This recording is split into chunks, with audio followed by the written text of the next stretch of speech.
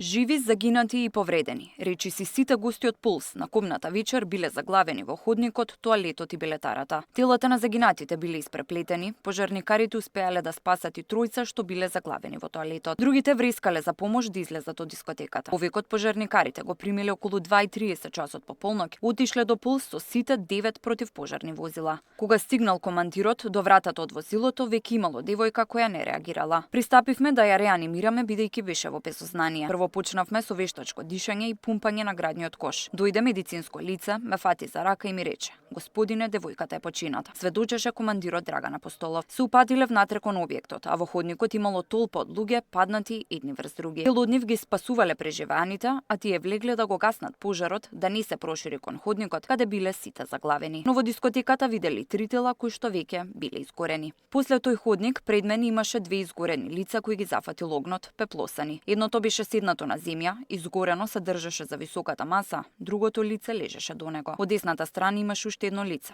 Телото му беше изгорено со рацете нагоре, кажа во потресното сведоштво Апостолов. Пожарот го гаснеле до кај 4:30 часот наутро. Командирот видел дека има ознака за ПП апарат, меѓутоа тој бил без вентил и не можеле да го употребат. И неговиот колега, кој пристигнал прв со возилото, сведочеше дека излекувањето било исклучително тешко. Ги носеле на раце бидејќи дел од децата биле во грчи шок и не можеле да одат. Им помогнало обезбедувањето и другите лица кои се нашле пред објектот. Во билетарата затекнал заглавени над 10 лица без знаци на живот.